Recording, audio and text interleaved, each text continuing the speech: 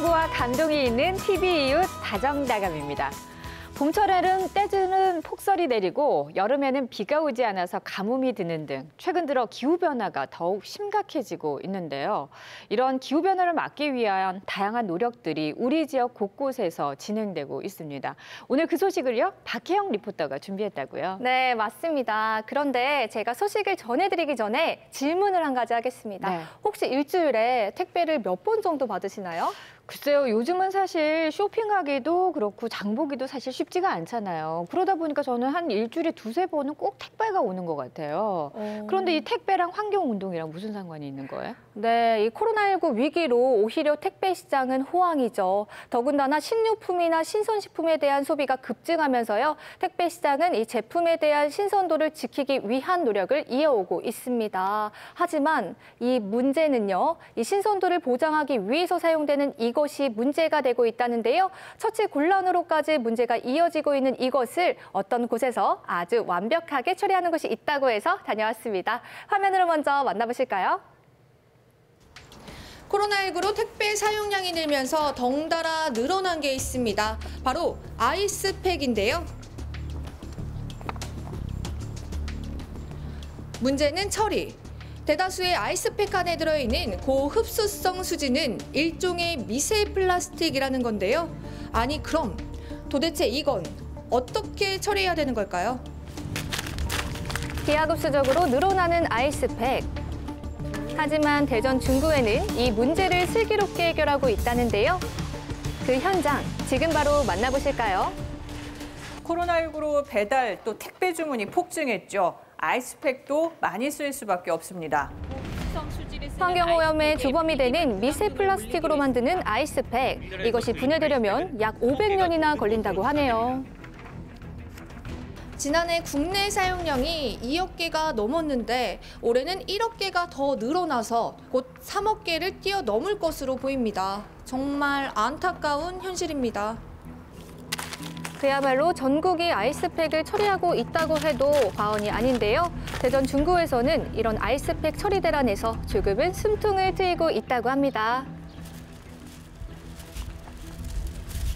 네, 안녕하세요. 안녕하세요. 이거 지금 뭐예요? 어떤 거예요? 네, 아이스팩인데요. 아이스팩 들고 어디 가시는 거예요? 행정복지센터로 가고 있어요. 행정복지센터요? 네네. 아니 아이스팩을 거기다가 버리시는 거예요? 아, 그러면? 버리는 건 아니고요. 한번 같이 가보실래요? 네. 네. 신기하네요. 원래 버리는 건 절대 아니라는 주민분의 말을 듣고 행복복지센터를 찾았습니다.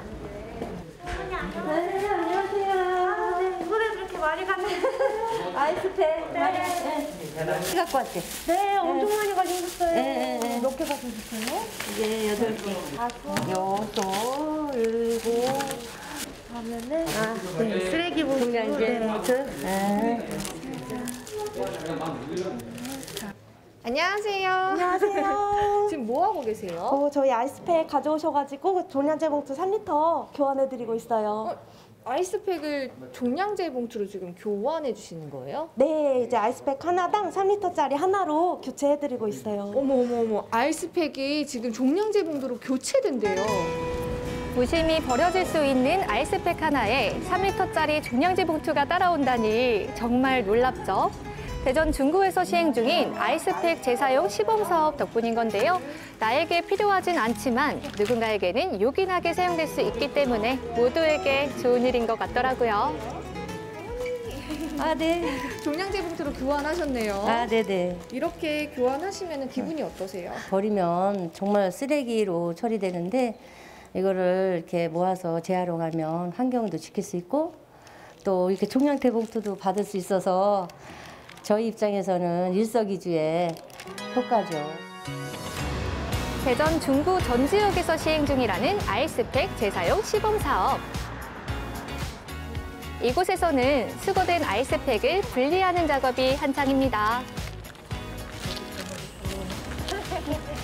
지금 수거된 아이스팩을 분류하고 계신 것 같은데 예. 이게 어떻게 재사용이 되는 거예요? 이게 가져오시면은 무조건 자 받는 게 아니고 보면은 그 젤리형, 물은 같은 경우는 안 되고 젤리형을 저희들이 받아가지고 자료 담아 놓으면은 환경과 부에서 일괄 수거해서 세척해서 재활용한답니다. 자, 보이시나요? 아이스팩 중에서는 젤리 형태로 만들어진 아이스팩은 수거가 가능하고요. 물을 넣어 얼린 아이스팩의 경우엔 재사용이 불가능합니다. 그렇다면 주민들의 반응은 어떤가요? 저 폭발적입니다. 지금까지 저희 동에 한 1,500개 정도? 지금 한 달 됐는데 한 1,500개 정도. 그 정도로 인기가 많습니다. 각 행복복지센터에서는 일정량의 아이스팩 수거가 되면 1차 분리 작업 후에 이렇게 차량에 실어 보내는데요.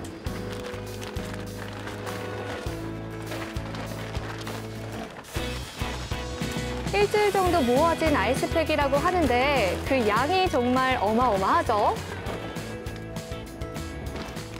안녕하세요.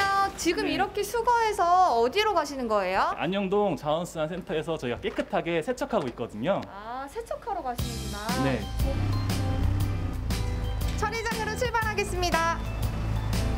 수거된 아이스팩의 변신을 만나러 출발! 대전 중구에는 자원순환센터가 자리하고 있는데요. 수거된 아이스팩이 바로 이곳에서 새 생명을 얻는다고 합니다. 이리 보고 저리 보고 혹시 구멍난 곳이 없는지 꼼꼼하게 살피면서 또 한 번의 분리 작업을 진행합니다. 분리 작업을 통과한 아이스팩은 깨끗하게 세척해주는데요. 혹여 세척 과정에서도 흠집이 나진 않았는지 또 한 번 검사를 진행하죠. 크기는 한 손바닥만 정도 하고요.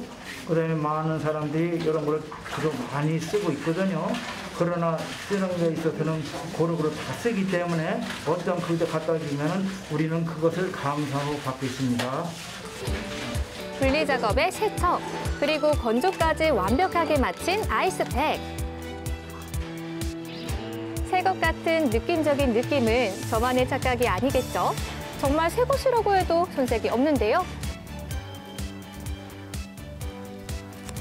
이제 새로운 주인을 만날 차례. 과연 아이스팩이 어떤 분에게 전달될지 그 현장 속으로 함께 가보실까요? 대전 중구의 한 전통시장에 찾았습니다. 늘 사람들로 문전성시를 이루던 시장에도 코로나 위기로 물건을 직접 구매하기보다는 배달을 이용하는 분들이 부쩍 늘었다고 합니다. 때문에 아이스팩이 그저 고마울 뿐이라는데요. 그 얼음 소비하는 것들 이걸 대신하니까 경제적이고 또 재활용함으로 해서 연속적으로 사용할 수 있으니까 경제적으로 도움이 많이 돼요. 대전 중구에서는 지난 3월 20일부터 탈플라스틱 실천 운동의 일환으로 아이스팩과 폐 건전지를 수거하고 있습니다. 그리고 오늘 이렇게 모아진 아이스팩을 시장 상인들에게 전달하는 뜻깊은 자리를 마련했죠. 재활용하는 거거든요. 필요하신 만큼 가져가셔서.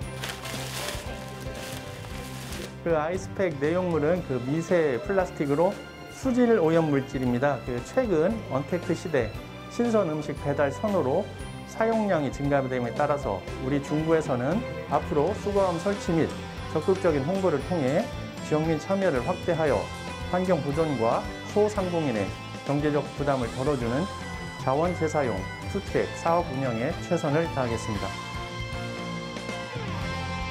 대부분 쓰레기로 매립되어 환경 파괴의 원인이 되고 있는 아이스팩. 많은 분들의 관심과 참여로 환경보호에 앞장서는 성숙한 시민의식이 필요하겠죠. 네, 저도 사실 이 아이스팩을 사용하면서 이 버릴 때는 일반 쓰레기로 버려야 하는지 재활용이 되는지 안 되는지 참 궁금했었는데요. 네. 이게 분해가 되는데 500년 이상 걸린다고 하니까 정말 꼭 필요한 분들에게 재사용되는 것이 최대한 이 아이스팩 사용에 있어서 현명한 방법이라는 생각이 듭니다. 네, 맞습니다. 사실 이 젤 타입의 아이스팩 같은 경우에는요, 지금 상태로는 소각도 안 되고요, 매립하는 방법뿐인데 매립할 경우 자연 분해되기 전까지 정말 많은 시간이 소요가 됩니다. 자, 그래서요, 필요하신 분에게 이렇게 깨끗하게 씻어서 재사용할 수 있도록 전달해드리면 정말 좋겠죠. 이런 아이스팩 재사용 사업은요, 현재 대전 중구를 비롯해서 동구, 대덕구에서도 시범적으로 운영하고 있습니다. 점차 그 사업을 많이 늘려갈 계획이라고 하니까요, 많은 관심 가져주시면 감사하겠습니다. 네, 나눔을 실천할 수도 있고 게다가 종량제 봉투까지 덤으로 얻을 수 있는 아이스팩 재사용 사업 소식 잘 봤습니다. 박혜영 리포터 수고하셨습니다. 네, 감사합니다.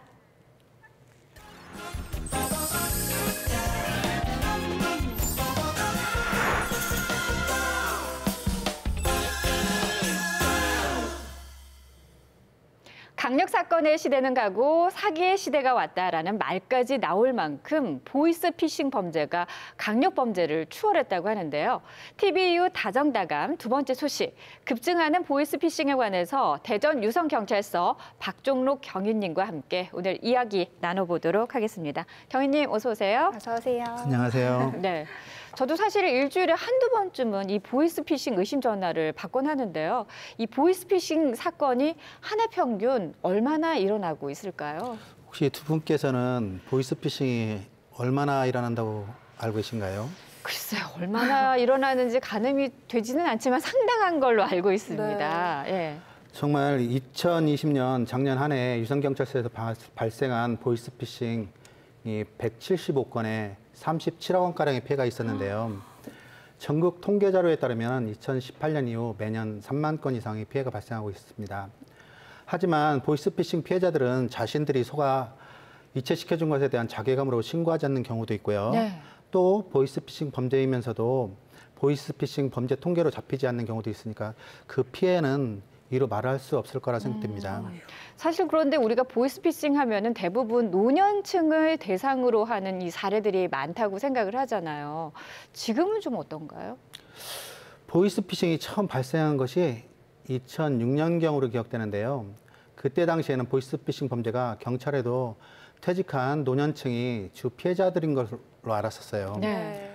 그런데 사회 문제가 대두되면서 통계를 작성하다 보니까 노년층뿐만 아닌 20, 30대 젊은 층도 많이 있다는 걸 알게 되었고요. 또 대출금으로 생활하는 저소득층과 20, 30대 젊은 층들에게 저금리 대환 대출을 해주겠다고 속이는 보이스피싱 범죄가 많이 발생되고 있는 실정이거든요. 이걸로 보면 꼭 노인들뿐만 아니라 남녀노소 불문이라고 생각하시면 될 것 같습니다. 네, 맞습니다. 사실 제 주변에서도 보이스피싱을 당할 뻔한 친구들이 꽤 많이 있거든요. 이제는 정말 이 범죄 대상이 남녀노소 불문하고 불특정 다수인 것 같아요. 이거는 제 개인적인 질문이긴 한데요. 경위님께서는 그러면 경찰이시잖아요. 네. 그런데도 보이스피싱 전화를 받으신 적이 있으신가요?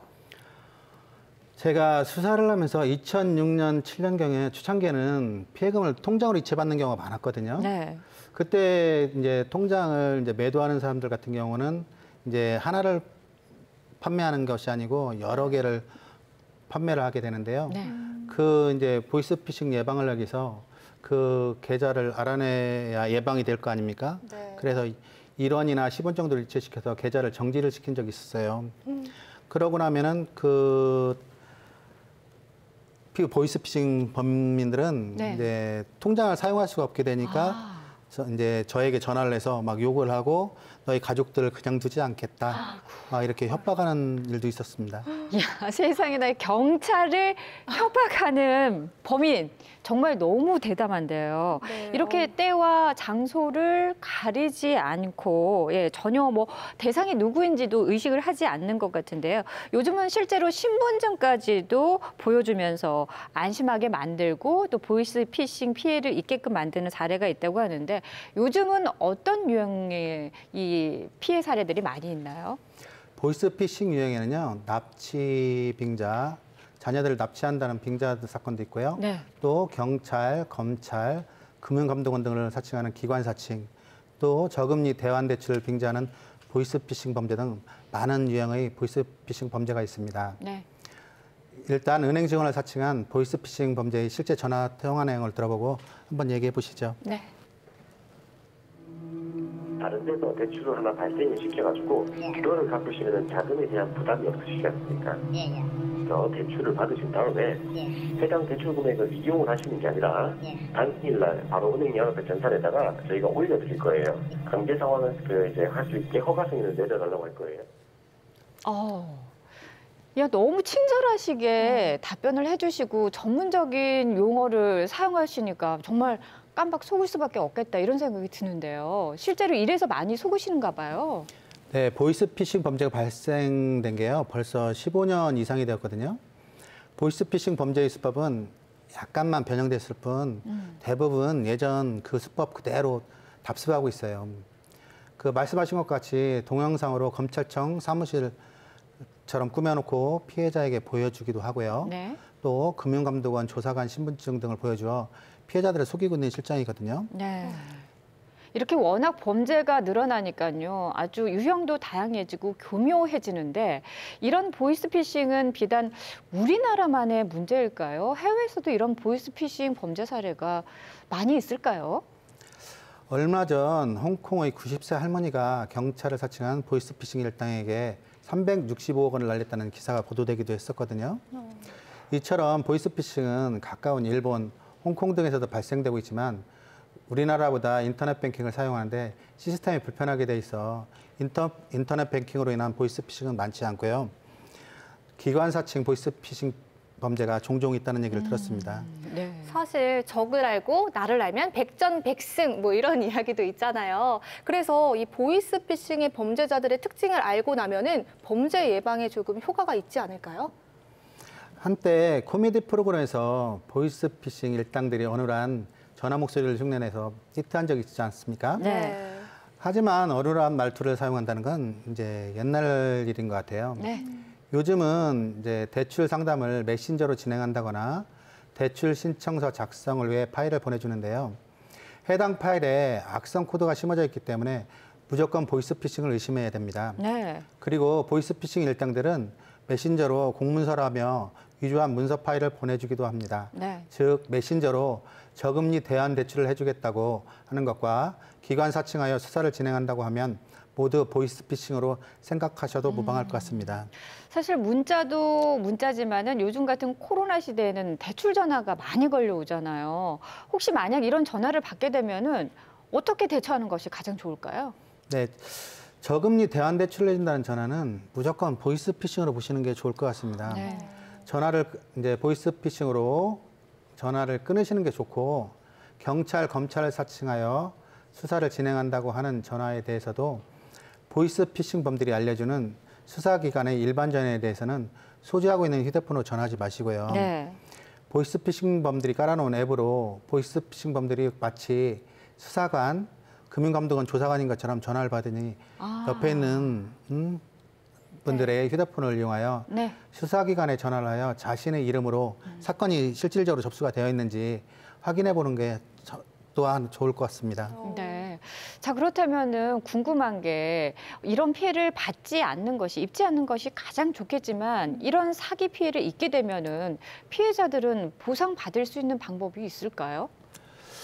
보이스피싱 범들은 피해자한테 이체시키도록 하거나 금융감독원 직원이나 채권 추심 직원인 것처럼 가장하여 직접 피해자를 만나 돈을 건네받는 두 가지 방법으로 피해 금원을 수거하고 있는데요. 네. 사실 피해 금원이 넘어가면 이 금원은 이제 환전소를 통해서 해외로 모두 송금되더라고요. 네. 끝 쫓아가서 보면은 이렇기 때문에 대부분 찾기는 불가능하다고 생각돼요. 네. 이 보이스피싱은 이제 안 당하는 것이 최선의 방책이라고 생각하고요. 네. 또 보이스피싱을 피해를 입었다고 할 때는 바로 112로 신고를 하게 되면은 이제 금융기관하고 직접 연결을 시켜줍니다. 그러면 금융기관 직원하고 상담을 해서 바로 이제 남아있는 금원 같은 경우는 반환되는 경우도 종종 있거든요. 네. 그러니까 112로 당황하지 마시고 112로 신고하시는 게 가장 좋은 방법인 것 같습니다. 네. 무엇보다도 신속하고 빠르게 이 여기에 대해서 대처하는 것이 중요할 것 같네요. 맞습니다. 정말 당하지 않는 것이 최선의 방법이겠지만 저도 마찬가지지만요. 에이, 나는 아닐 거야. 나한테는 이런 일들이 일어날 리가 없어. 이렇게 생각이 들어서 더 많은 일이 일어난다고 하더라고요. 맞습니다. 보이스피싱 범죄가요, 발생한 것이 15년 넘게 됐다고 아까 말씀드렸잖아요. 네. 이런데 대부분이 예방 홍보는 정말 많이 했어요. 네. 그렇게 많이 했는데도 줄지 않는 이유는 대부분의 사람들이 왜 이제 나는 안 당해. 그렇죠. 나는 예. 이런 마음가짐을 갖고 있는데요. 제가 일을 하면서 좀 많은 생각을 하게 된 게 네. 사람들이 오면은 자신들은 안 당할 것이다. 네. 그리고 저희 전단지를 보면서 이 수법인데 라고 당하고 와서만 느끼는 범죄인 것 같더라고요, 보이스피싱이. 네. 그래서 너무 안타까울 때가 많았습니다. 네. 특이하거나 혹시 기억에 남는 보이스피싱 피해 사례가 있다면 어떤 게 있을까요?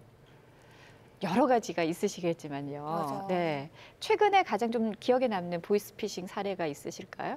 최근에요. 네. 수술비를 하겠다고 네. 4천만 원을 대출을 받은 경우가 있었어요. 네. 4천만 원을 대출을 받았는데 이 대출금을 받자마자 이자가 또 걱정이 될 거 아닙니까? 그렇죠. 그렇다 보니까 이 피해자분이 또 그때 딱 문자를 받은 거예요. 네. 저금리 대환 대출 해주겠다. 그러고 상담을 받다 보니까 이 돈을 또 받은 대출금을 4천만 원을 변제를 하는 보이스피싱 범죄들에 넘겨주게 된 거죠. 네. 그래서 결국에는 이제 8천만 원의 빚이 그대로 남게 된 거죠. 아유, 너무 안타까운 사연인데요. 많은 분들이 보시다시피 저렇게 어떻게 해서 보이스피싱을 당하는 걸까. 하지만 당하신 분들조차도 본인이 보이스피싱의 피해자가 될 거라는 생각을 못 하셨다고 그런 말씀들을 하시잖아요. 그렇다면은 우리가 이것만큼은 유념하면은 보이스피싱 피해를 입지 않을 수 있다 하는 그런 것들이 있을까요? 아까도 말씀드렸지만 네. 대출 빚자 보이스피싱 같은 경우에는 저금리 대환대출, 정부 지원 자금 대출 같은 문구로 휴대폰에 온 문자, 메시저 등은 모두 보이스피싱이라고 생각하시면 좋을 듯 싶습니다. 네. 메신저 대출 상담을 진행하는 경우와 어느 금융기관이든 직원을 대면하여 현금으로 상환받는 경우는 없거든요. 경찰, 검찰 등 기관사칭 보이스피싱 같은 경우에도 메신저로 공문서를 보내주고 비대면 수사를 진행한다고 하는 것은 없습니다. 그렇죠. 네. 그 소지하고 있는 돈이 범죄에 이용된 돈인지 확인해 본다고 하는 것은 말도 안 된다는 것은 모두 알고 있지 않겠습니까? 네. 경위님, 그런데 이런 보이스피싱 피해를 입은 것도 안타까운데요. 이 보이스피싱 피해로 인해서 극단적인 선택을 하는 경우도 있다고 들었습니다. 네, 최근 얼마 전 이제 뉴스에도 방영이 됐었는데요. 그 보이스피싱을 입은 피해자분이 가슴앓이를 가족들한테 얘기도 못하고 가슴앓이를 하다 네. 이제 극단적인 선택을 해서 운명을 달리하신 분이 있었어요. 네. 그런데 이런 사안이 지금 15년 동안 발생되면서 처음 있는 일은 아닐 것 같아요. 네. 그렇다 보니까 조금 더 돈 문제 같은 경우는 좀 극단적인 선택은 안 했으면 좋겠다. 네. 이런. 아휴, 정말. 앞서서도 말씀하신 것처럼 어렵게 대출을 받은 돈을 보이스피싱으로 피해를 입게 되면은 그렇게 대출받은 돈으로 수술까지 하려고 했는데 돈을 잃게 되면은 정말 그런 분들은 희망을 잃게 되면서 이런 극단적인 생각까지 하시지 않을까 싶은데 그런 사례들도 종종 일어나는가 보죠. 예, 제가 좀 전에 말씀드린 것처럼 네. 지금 15년 동안 예전에 퇴직하신 분들 네. 연금을 모두 보이스피싱 범죄자들한테 다 넘겨주고 네. 또 좀 전에 말씀드린 것처럼 수술을 받고자 대출받았던 돈까지 해서 넘겨준 경우에 네. 그분들이 정말 살아갈 희망이 없지 않을까 이런 안타까운 생각을 많이 하고 있습니다. 네. 무엇보다도 이런 보이스피싱에 당하지 않도록 의심스러울 때는 재차 확인하고 다시 확인하는 것이 중요하고요. 무엇보다도 많이 의심스러울 때는 경찰 112로 신고하시는 게 중요할 것 같습니다. 자, 이렇게 시민들에게 미리 좀 당부하고 조심하셔야 된다 하는 부분들 좀 있다면은 어떤 게 있을지 한 번 더 말씀해 주시죠. 이렇게 15년가량 경찰에서는 보이스피싱 예방 홍보를 위해서 최근까지도 금융기관, 관공서 등을 방문해서요. 홍보 전단지 등을 돌리고 홍보하기도 하고 있고요. 또 백화점, 지하철 역사 주변에서 어깨띠와 피켓을 들고 홍보를 하였지만 실질적으로 피해는 줄지 않고 있는 실정이에요. 네. 모든 보이스피싱 피해를 당한 피해자분들을 보면 마음이 아프고 안타까운 생각이 들지만 피해자분들 중에서도 더 가슴이 아프고 막막한 느낌을 가지게 되는 아까 그런 상황도 많이 있습니다. 네. 이렇게 말씀을 쭉 들어보니까요. 보이스피싱의 남녀노소 누구나 가리지 않고 일어날 수 있는 점이라는 거에서 다시 한번 경각심을 일으키게 되는 것 같습니다. 오늘 나와주셔서 감사합니다. 네, 감사합니다. 자, 다정다감 벌써 마칠 시간입니다. 건강하고 안전한 하루로 보내시길 바라겠고요. 저희는 다음 이 시간 인사드리겠습니다. 고맙습니다.